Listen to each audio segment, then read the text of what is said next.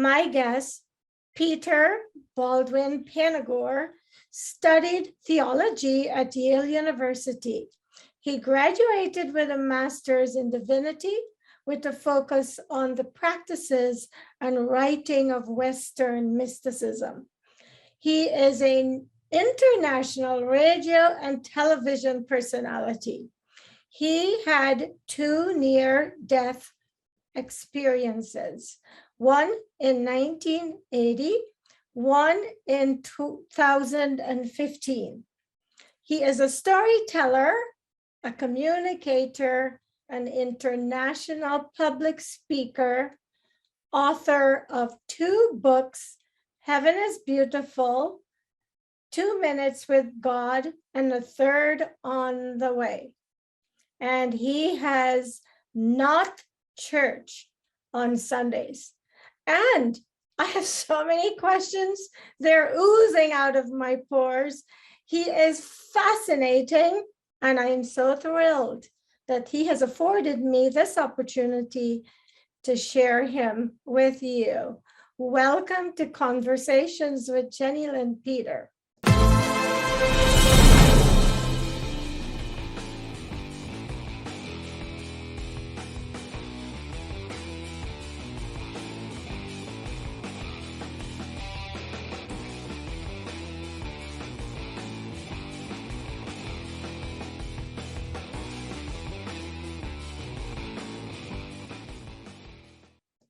Thank you for having me, Jennylyn. I'm glad to be here.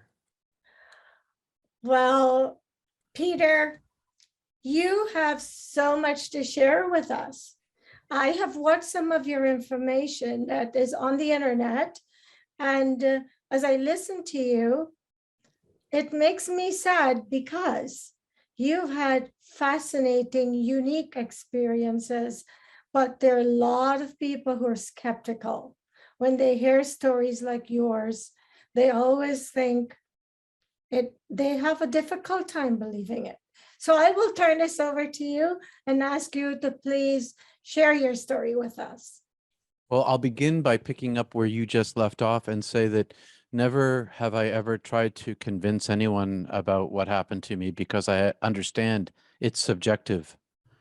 I can't prove it, except for that my life that I have lived since then shows it. Wonderful. So in 1981, I was an exchange student at Montana State University, and I decided, instead of going for spring break back to Boston, that I would go on an adventure. I was an outdoor mountaineer, cross-country, downhill, ski patrol, Boy Scout, outdoors person. And I found a partner, and we went snow caving in British Columbia and ice climbing in Alberta. 10 feet of snow, cold, cold, cold. On our ice climb, I made a mistake. I'd been a rock climber, a mountaineer, but I'd never ice climbed before. And I chose to climb with an axe and a hammer. Not a good idea. My partner, Tim, was a certified lead climber. I was in good hands. We had just spent 8 days living in snow caves in the wilderness. I trusted him. He trusted me. We were at a world famous climb. Other teams were there that day, but I was climbing with an axe and a hammer, and the hammer requires a grip at all times. Right. An axe you can place and release and rest, but you can't with a hammer. So our climb was slowed as a result of my exhaustion. And it was a day climb, so for everybody. So none of the teams planned to spend the night. We didn't either. We brought enough food for the day, enough water for the day, and that was it. When we got to the top of the climb, the sun set because of my slow speed. The sun set when we reached the top, and the temperature dropped 30 degrees immediately. And hypothermia began to set in right away.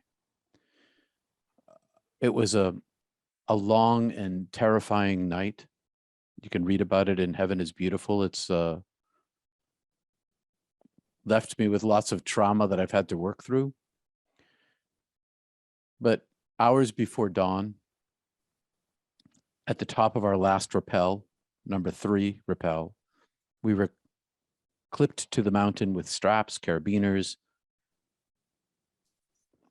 in a safe space, not going to fall, with advanced hypothermia, hours before dawn, having fought our way across the mountain all night long, striving to survive, digging deep into my willpower to a level at which I didn't know that I had. My hands were frozen, my feet were frozen, my brain, my eyeballs were freezing, my brain was frozen, the communication was difficult. Motivation was singular, survive, but motion was troublesome because nothing was working the way it was supposed to. And had lost our coordination. So by the time that we were on this last ledge, having fought our way across the mountain in the dark and down the mountain in the dark, we were in a desperate situation. We'd been in a desperate situation all night. From the very moment that we reached the top, we knew that we were going to die. That was what we understood. We were going to die here. Wow. Or we were going to die fighting getting off the mountain. Neither of us believed that we would actually live, but we were going to fight to try to make that happen.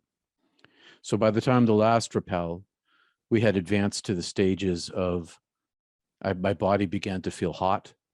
So I should set the scene here.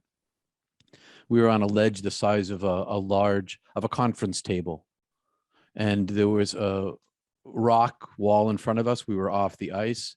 There was iron pins with rings and carabiners and straps to other carabiners. So we were clipped into the mountain for the first time, not going to fall for the first time that night. Tim was to my left, my climbing partner. I was to his right. I had the rope. The one end of it I tied to my harness so I wouldn't lose it, tossed off the other end and tried to pull it, and it jammed on the very first pull. And this was after a series of similar mishaps all the way down the mountain. But this mishap, I couldn't get the rope free. And so all night, for that part of the night, I would pull on the rope and it just got tighter and tighter and tighter into its little tight spot. Couldn't reascend. That was going to be death for sure, death by falling. So our feet were frozen blocks of ice. My body feels warm for the first time, which is typical of hypothermia. I unzipped my coat, although I knew better. I didn't care. I had a peace sort of settled on me, and I began to accept the fact that I was going to die where I was. And I began What was happening to your partner all this time? Well, at this particular point, the last thing I remember from Tim was that he told me not to unzip my coat, but I didn't really care. And from that point on, I sort of lost track of him. And all night long, we were roped together. I lost track of him because my brain was freezing and I was beginning to die. And so my focus really became on where I was, what I was doing, because after this peace settled in on me and I recognized that this was it, there was nothing I couldn't get out of the situation I was in. This ledge that we were on was 150 feet down and it was 10,000 feet up. And it was as wide as a small conference table, and the rope, I couldn't get the rope free. We were seriously stuck. And I finally admitted to myself, this is it. And at that point, I really started stopping thinking about Tim. I started thinking about my family. And I remember turning and looking out at this incredibly beautiful view. The Saskatchewan River was maybe 100 yards away. We're on the Ice Fields Parkway, which runs from Banff north, more or less, to Jasper.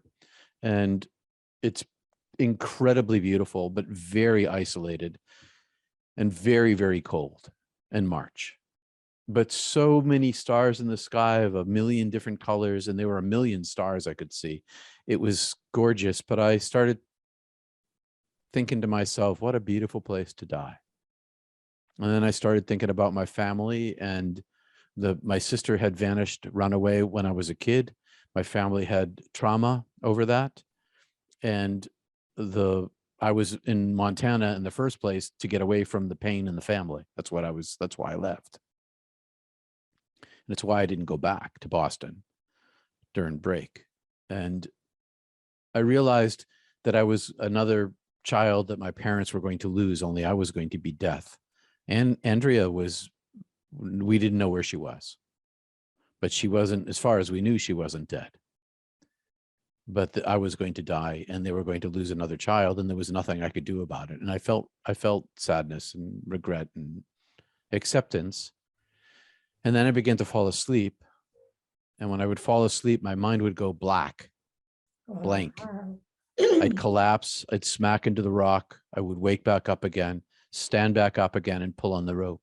I just kept trying the rope because I didn't want this to be the end, but there was nothing I could do about it. I don't know how many times I fell asleep, but I stood up this one last time. And as I stood up this one last time, I got tunnel vision, which is, for my experience, was a big black circle around my peripheral vision that closed rapidly, just like that. And I remember looking at this thing, and it was closing quickly, but I moved my head around, and I could see things, and then they got narrower and narrower and narrower, my field. And then it went black. And as it went black, I remember thinking, oh, I must be passing out again. I must be falling asleep, but I didn't fall asleep. I maintained consciousness. I lost vision. I lost my sense of myself. I lost where I was. All my pain went away, but I didn't know what was going on.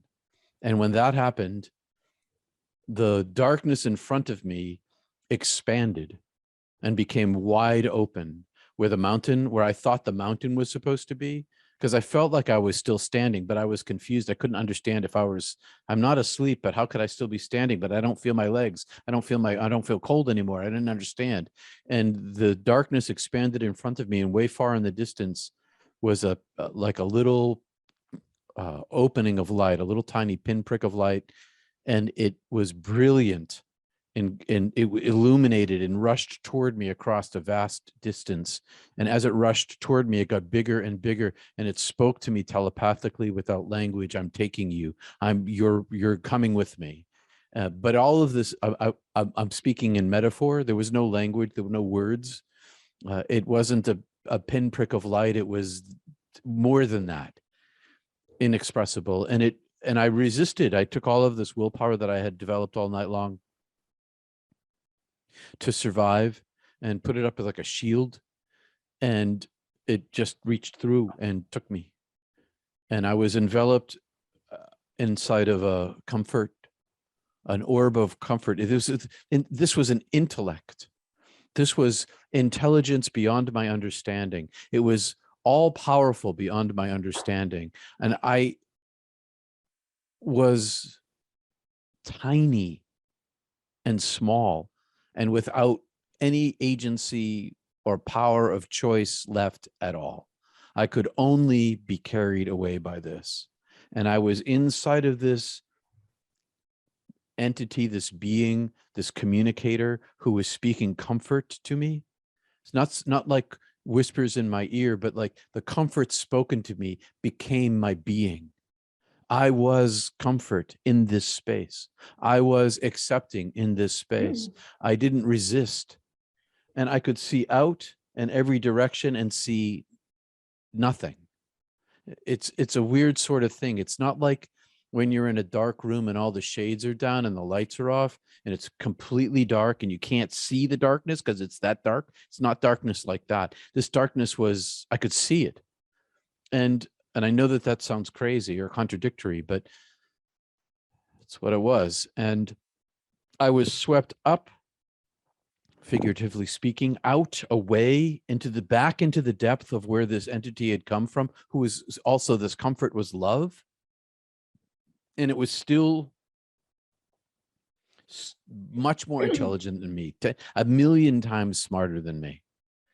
Peter, and then I'm sorry. At this point, because you were going to Yale studying theology, did this experience occur during that time? No, it's before. Okay. It changed my life. Okay. I became an entirely different person on a very different path. And I went to divinity school to study mysticism because of this. Because after it was over, I was completely alone and lost in what had happened to me, and yet had read some mystical books in my youth, like the Bible, the Tao Te Ching, some of the Upanishads, and I recognized that there might be other people in the world like me who had experienced something similar to what I had. Yeah. And so I decided that the only way I was ever going to understand myself was to understand those who came before me and read them for guidance. And in their guidance, I found language, but I also found technique for practice of contemplation in order to, because I was alone and lost after this in the world. I was not alone and lost in my interior, but I was alone and lost in its manifestation of me in the world. I still knew that this existed. I still knew the real and the love and the beauty, but it was so reduced for me here. It was so tiny in comparison to what I had experienced in immensity with a capital letter in front of that. I needed that one thing. So I went to divinity school to see if there are other people like me in the history of the world, and it turned out there were. So you were on this mountain, you're frozen, your brain is frozen, and you have become aware of a different consciousness. What happened after that?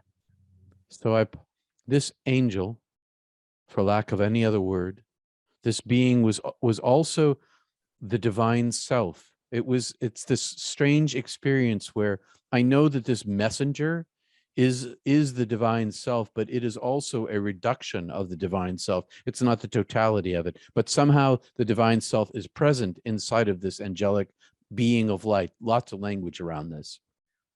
I get carried up into heaven.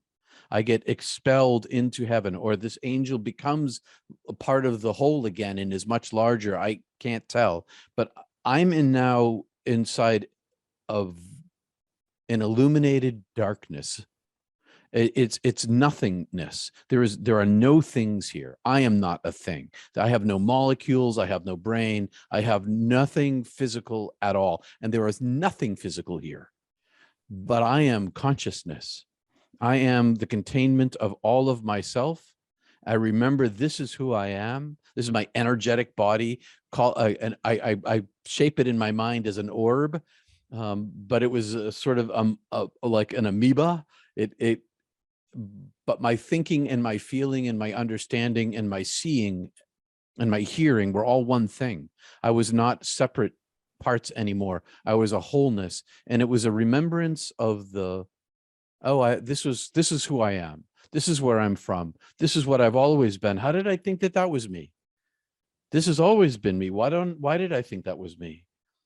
And I'm in this, and I can see in every direction at once, and I can see deep into infinity, but I can't see infinity. I can see very deep into it, but I can't see the origin of it.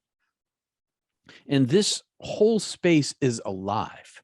It is a being I am inside of, and a portal, a door, excuse me a second. A portal, a door, a gateway opens in front of me, and it is made of light. And it is this flow of light that it opens and it flows, and it is solid, and it's transparent, and it's translucent. And I can see the top of it, I can see into it, and I can see through it. And it's pearlescent, and its illumination and its flow, and it comes with this, and when I see through it, I see that there's this long arcing tunnel leading ever deeper into the infinity. And I know that I'm being called into this place. I'm being compulsed to feel this light. It's so attractive. So I reach with my consciousness and I touch the surface of it. And as I touch the surface of it, it flows into me. It enters into me like a welcome inside of me. And now I'm infilled with this voice that has no sound, that speaks directly to me. And this voice is all around me and right next to me. And it's the whole of infinity. And it's speaking inside me. I know you. I made you. You're my creature. I am creator. It doesn't just tell me you're a creature. It shows me. It shows me my own origin of my soul. It shows me the length of, and size of my true being. It shows me other lives I had lived or were living, because I'm in timelessness and I can see into some of these lives, and they're not necessarily Earth. They are somewhere else, and they all seem simultaneous, but each one of them is this teeny, teeny, tiny thing compared to the immensity of my soul. And I could see the origin of myself, the birth, not of Peter, but of the name I'm being called. My soul name is being called into being. I'm being called into being in the moment that I'm being spoken to, but at the very origin of it, I'm like a photon, a single photon from all light itself. I am the same substance as light, but I am much reduced from it. It is immensely larger than me.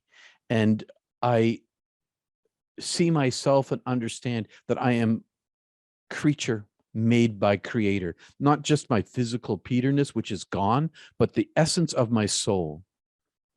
And all of this floods into me.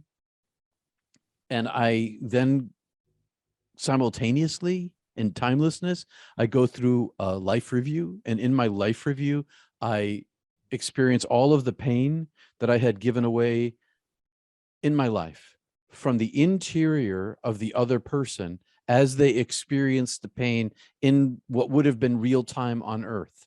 And What was that like? it was hell. Really? Were you terrible? No, I was just a boy. Wow. And even the things you did as a child that hurt other people, you were held accountable pretty much. Is I that was what you're held, saying? I don't know whether I was held accountable. Mhm. That sounds, because I didn't get judged. Oh, I see. But you I would, felt the pain. I felt the pain and I judged myself. I Aha. held myself accountable because I was shown. So I experienced this. It was more like, see, this is what pain actually is. And the pain that you give away, see, you actually are giving it to yourself. And so juxtaposed to being in all of the sequence, chronological sequence of events of all this pain I caused to everybody, I was in the same time, the same space, experiencing the sequence of events in chronological order of the reasons. So I'm inside myself, all of the reasons and causations, emotions, why I made that pain happen in the first place. So I had this bipolar.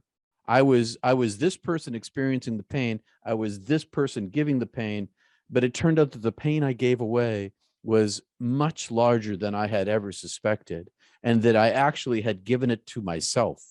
I gave the pain to me. God wasn't giving me pain. God wasn't giving me judgment. I had done it to myself. And I, what? Go ahead. Basically, you were just looking into a mirror. I was looking into a mirror, and it Can was I very painful. can I ask you the question that's burning holes in my mind? I've interviewed a few people who've had near-death experiences. And a lot of my friends and different people have reached out to me and asked me to find out. And I'm going to ask you because you're the person I'm interviewing now. They wanted to know, because everyone who comes back said there's no heaven and no hell. God loves everyone. You're not punished like we're taught in religion, you know. So how is one held accountable? Well, let me continue, and you'll find out. Okay, great. I can't so wait. so I also could see myself as part of humanity. So I wasn't just looking at myself. I saw myself as human being, and I saw all of humanity simultaneously as limited creatures made by Creator and through no fault of their own in the world where suffering is the norm, and that everyone causes everyone pain in life, and that there's no escape from that suffering. And it's not just human beings, it's the whole of the universe. It's everything that there is. It's the black hole in the middle of the galaxy consuming star systems. It's the amoeba eating whatever amoebas eat. It's everywhere, and it's natural. And so when I also had brought with me all of the love that had ever been given to me and all of the love I had given away. And although the weight of the suffering I caused seemed heavy, when I began to listen with the ear of my soul to the voice that was speaking inside of me, I love you. I have always known you. There is nothing hidden from me. I don't blame you for being human. Listen to my love. I forgive you for being you, because I've always loved you as you are while these things were happening. My love for you never ceased. And then all of those attachments were gone.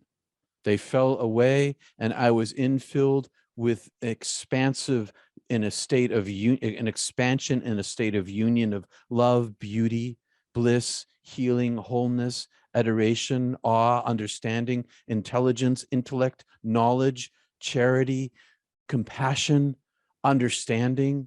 All these things were one thing, and they infilled me and showed me that this is who I'd always been.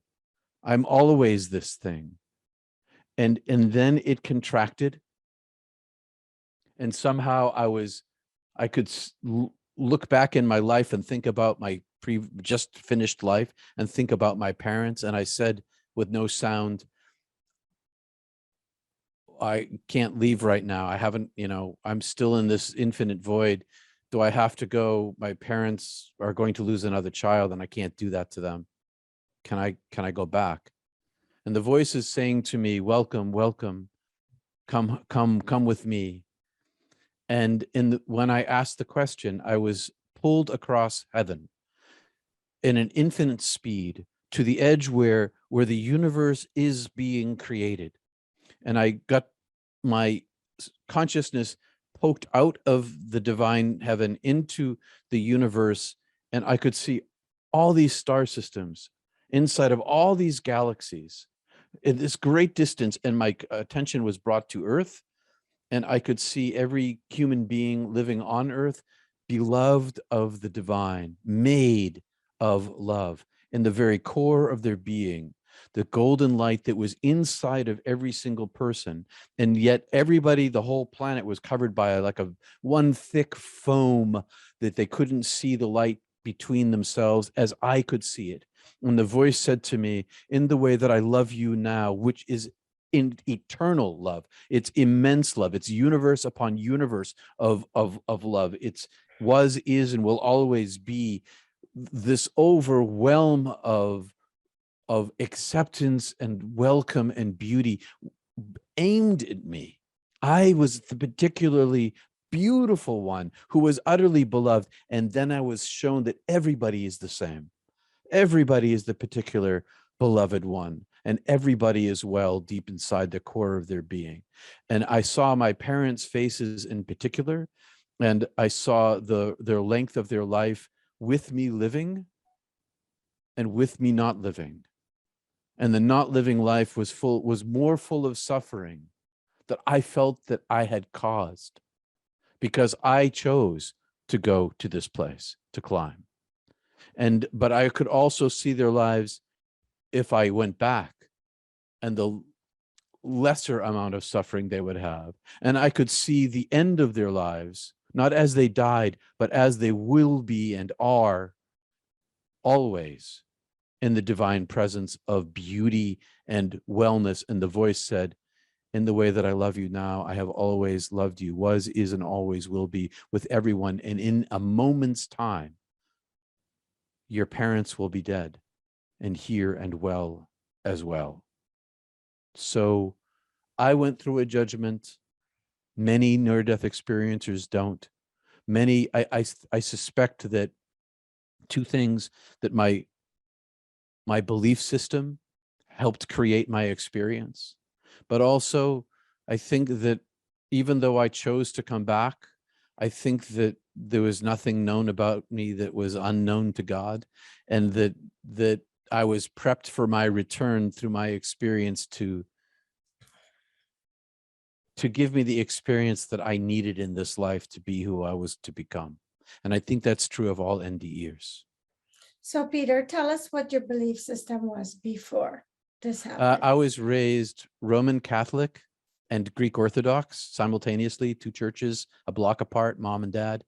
And I went to Catholic school, prep school. And I was a born again Christian, but I was a born mystic. I had my first mystical experience as a 6-year-old, a 5-year-old, I'm sorry, then a 6, and then again in college and in high school as well, 4 or 5 experiences. So I was always a mystical child, but in the context of Orthodox Catholic Christianity. And when all of that went away. I want to hear more about that, but I know my viewers are sitting on the edge of their seats, as am I, wondering what happened. How did you get off of that ledge? What happened to your friend? Tell us. So after this experience with my head poking out of heaven, and that's a figurative head because I had no head because I was a non-being. Right. I said, I haven't gone all the way yet. And the voice said, no, but come on. And I said, well, I was in a theater. I was a university student, but I was in a university theater company going on a national tour. We'd been in rehearsal for 6 months. We're going on a national tour for 24,000 miles coming up in a couple of weeks. And I had promised the director I wouldn't get hurt on this trip. He was pretty upset that I was going.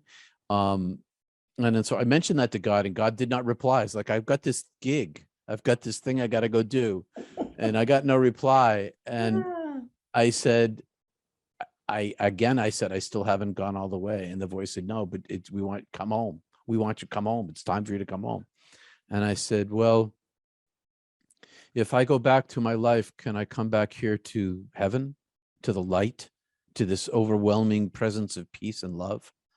And the voice said, yes, you can come back here.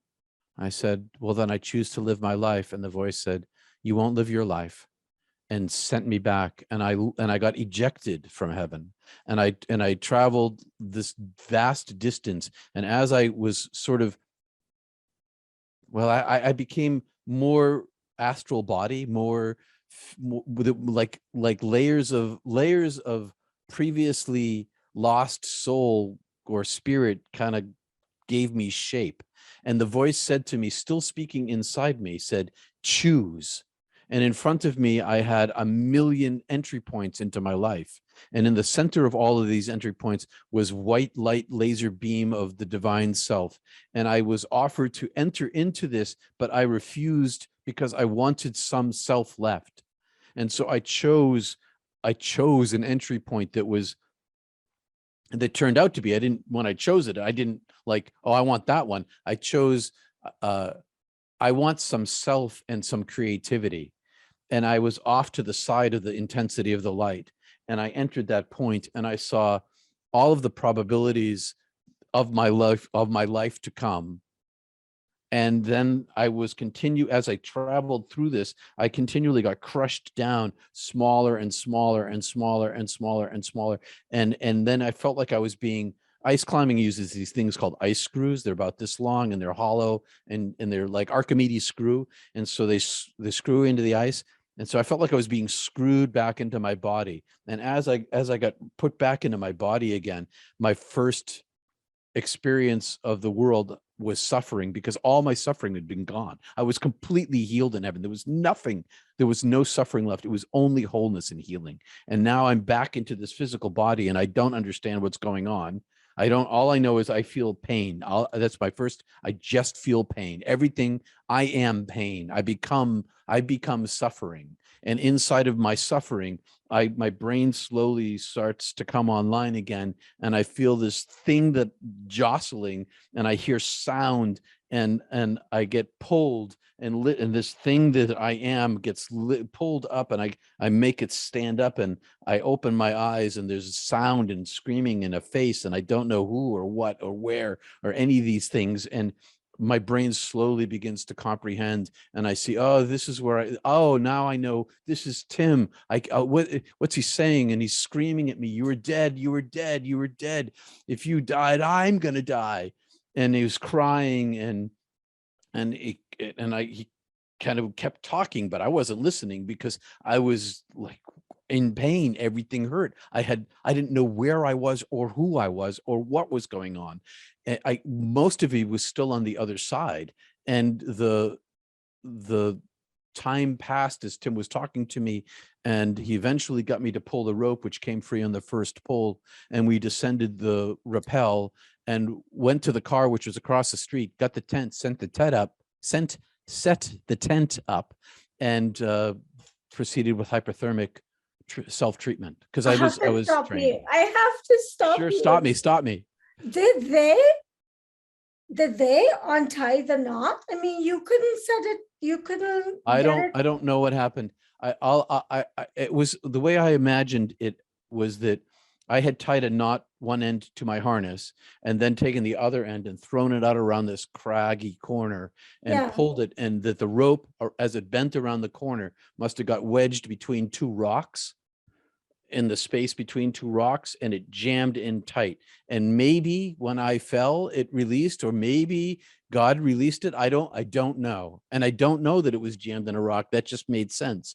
But all I know is that as soon as I pulled the rope, it came free, and Tim took the rope and rappelled down, and I followed him down, and I was alive, and he was alive, and we treated for hypothermia. We spent quite a long time in the tent. I don't know how long in the tent we were, but when we finally gradually brought our temperatures back up, we got in the car for a while with the heaters on, defrosted ourselves some more, and then we began to depart.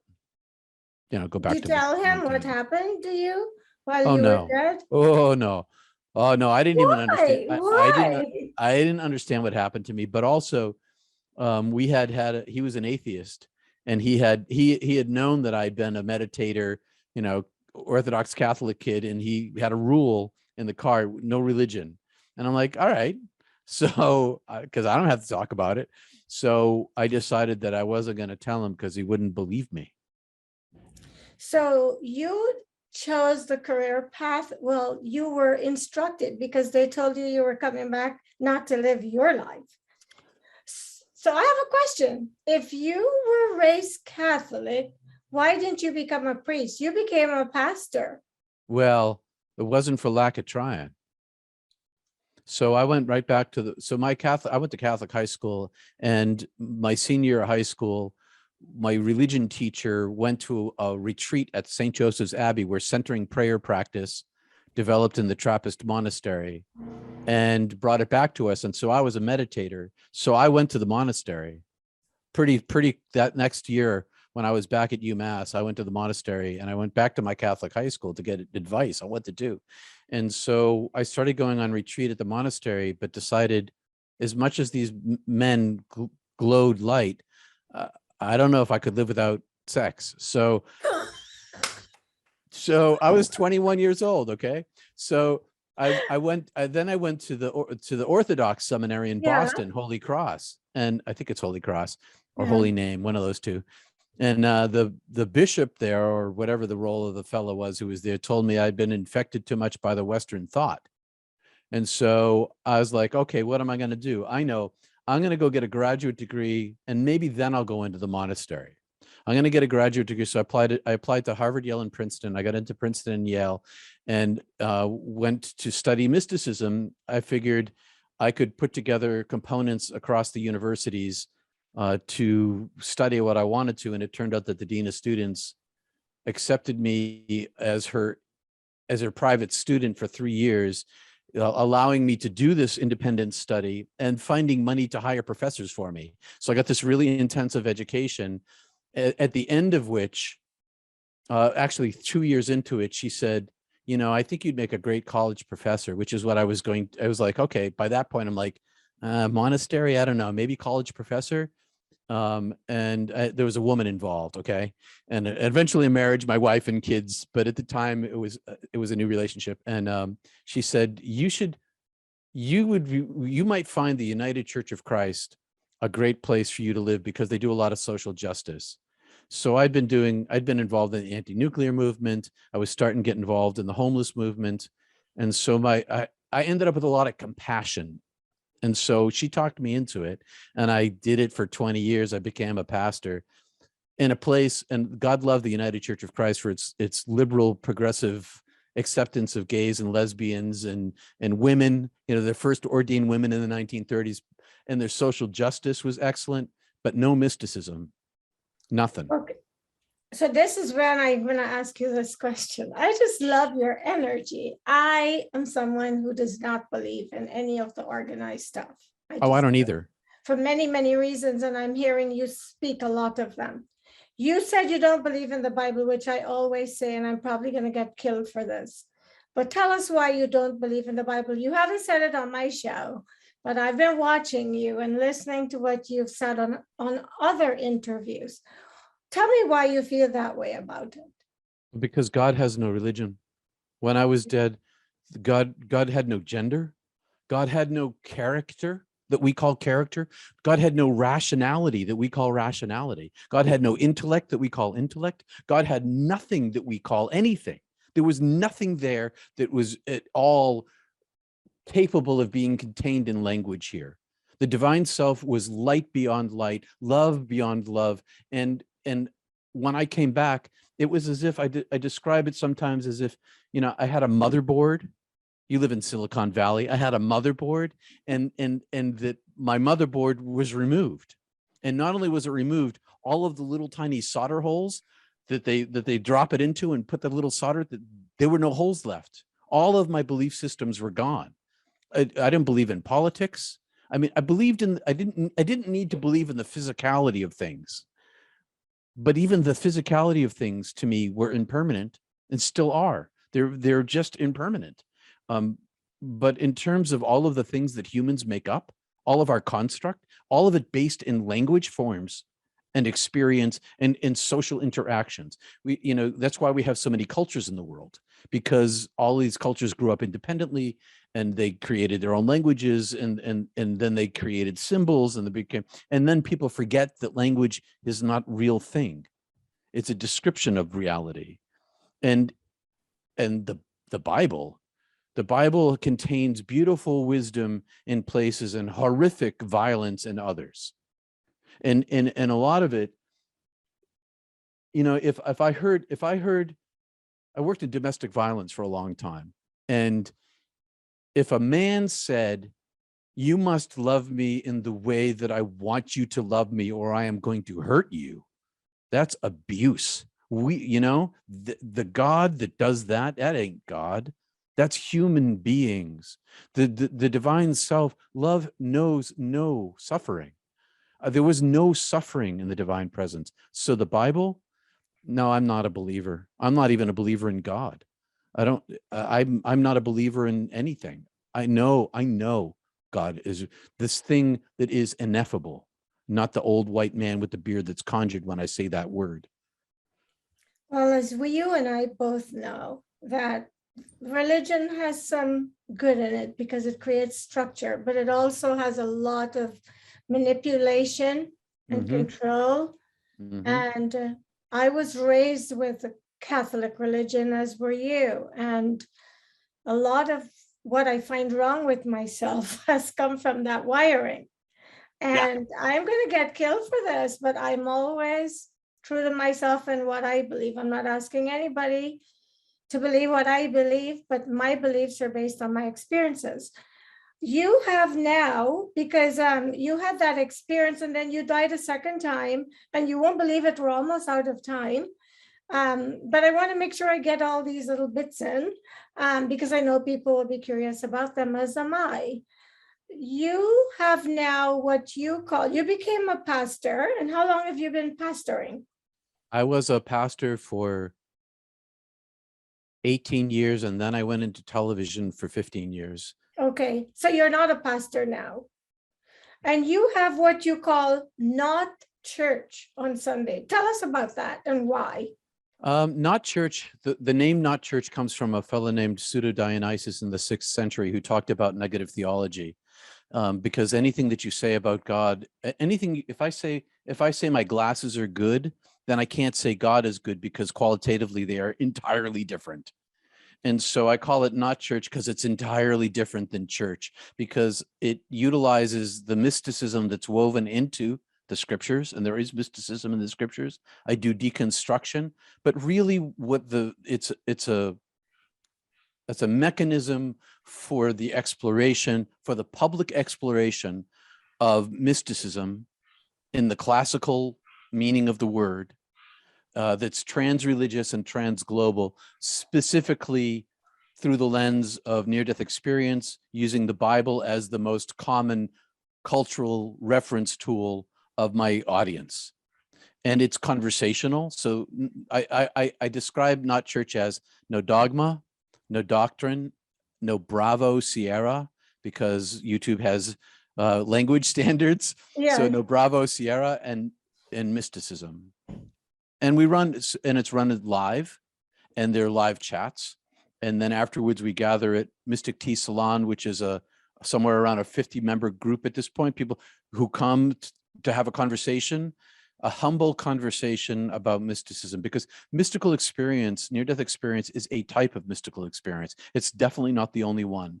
And every mystical experience that a person has brings a wisdom, and that wisdom comes with noetic understanding and knowledge that can be communicated to the community. And so this community of at Mystic Tea Salon is a humble collective on a global scale of mystical experiencers willing to share what they know and learn from others.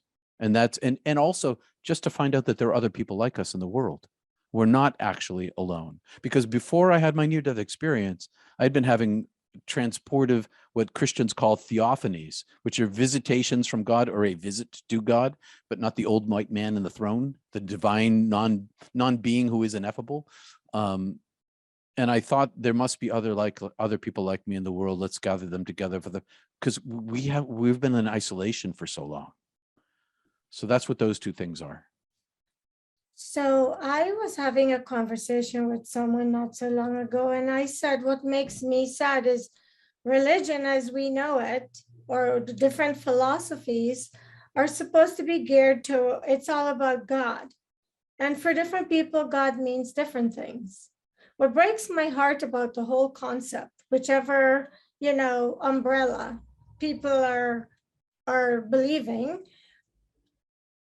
it separates us. And God is love. God is unity. God wants us to be one. We are all part of God. We are all spiritual beings having a human experience. But there's all this segregation. And so many people believe if you don't believe what they believe, they should punish you for it. And I don't tell anybody what to believe. I respect people's beliefs. I believe God brings us all where we need to be if we have a relationship with him.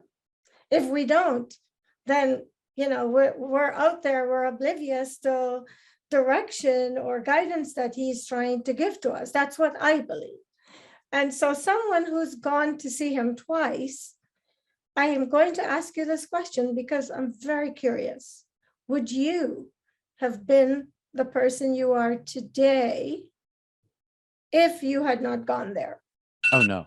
Based on your experiences as a child and all the indoctrinations and dogma that was thrown at you? No, not at all would I be this person. Not at all. And I think that there's hope for the world. Our religious tribalism has infiltrators now, and the infiltrators are coming from medical science, who've been resuscitating the dead for 60 years with advancements in technology that spread globally.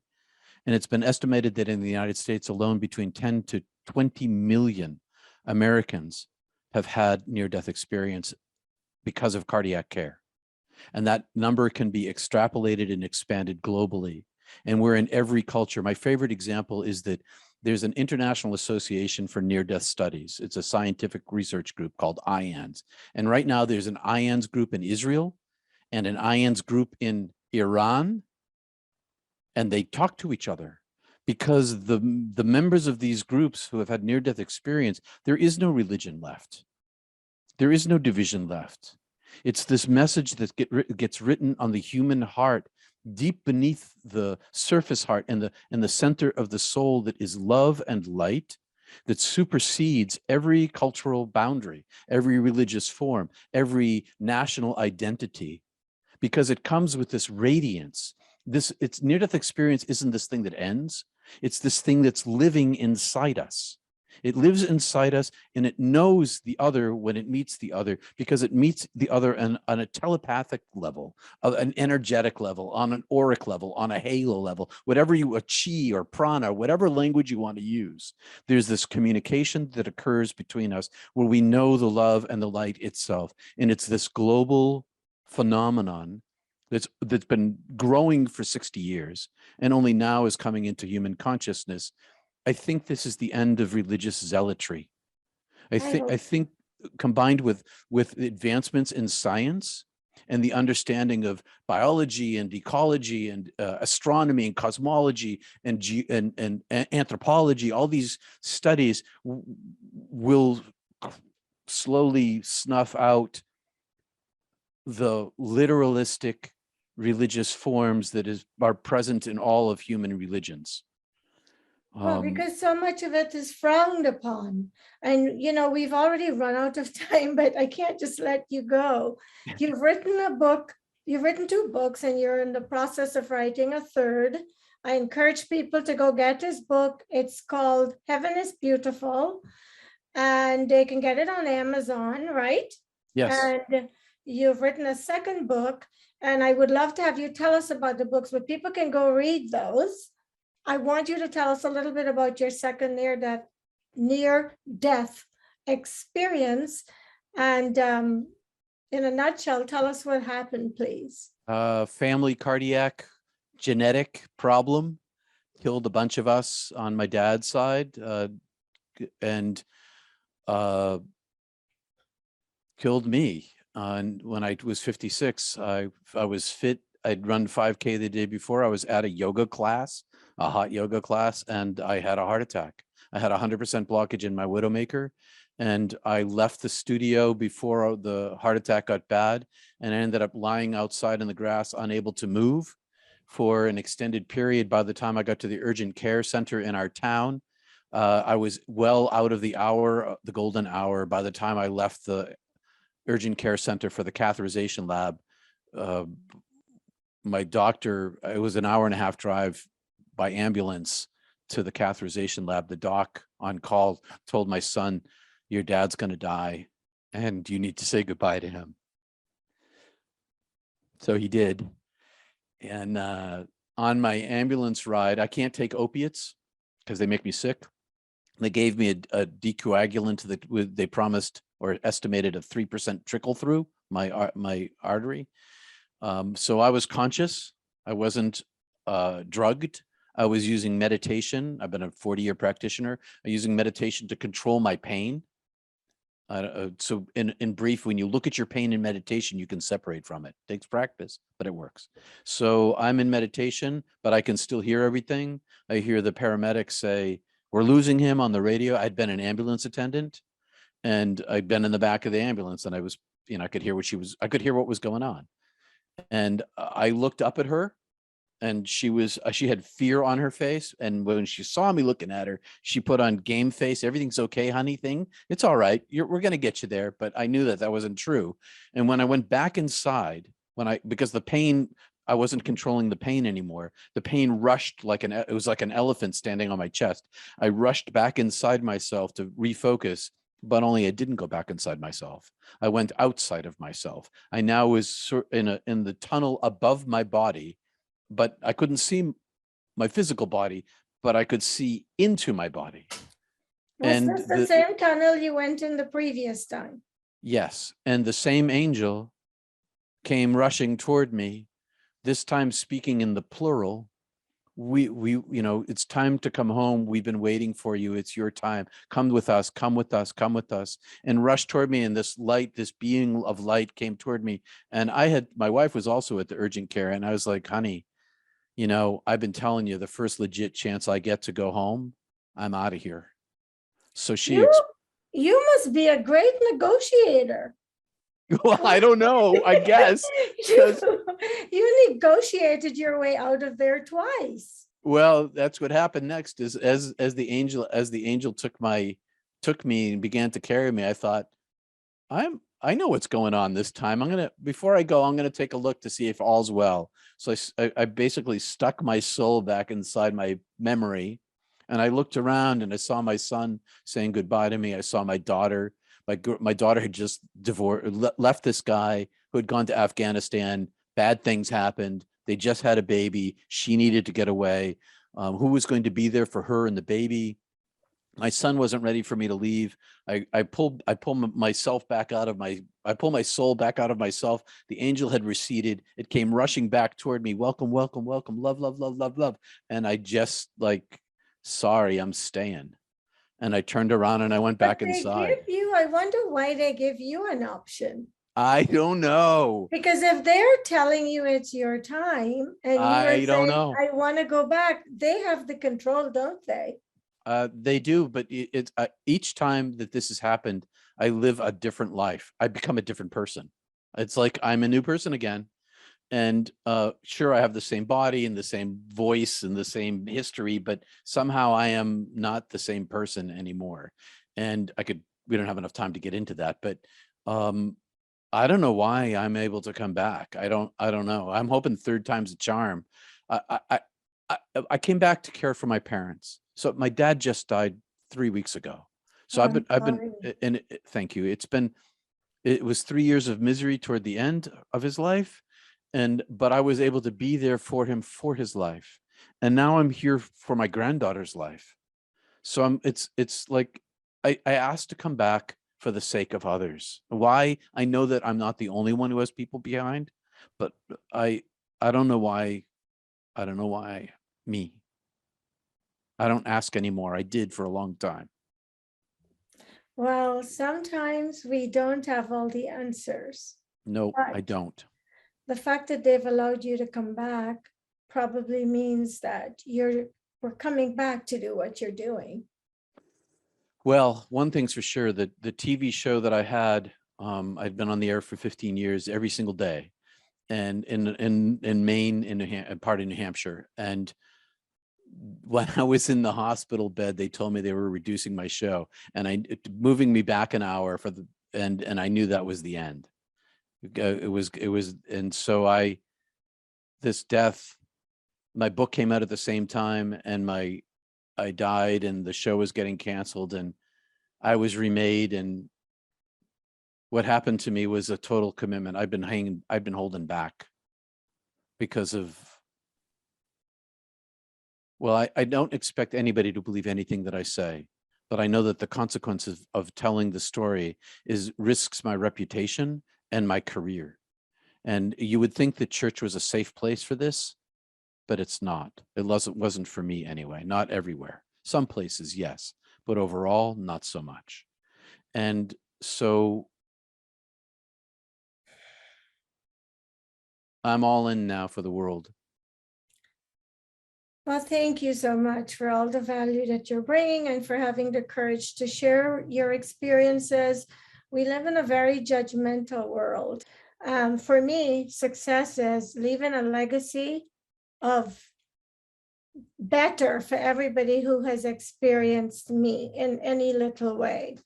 And so we've run out of time twice. And so I just really thank you for, all that you're doing and the courage to share this. And I'll invite you back when the second book is done.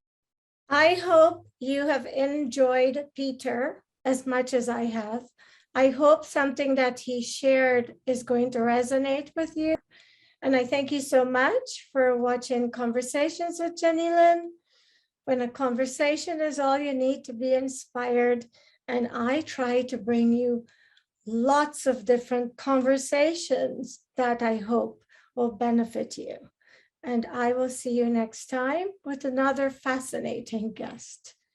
Thank you.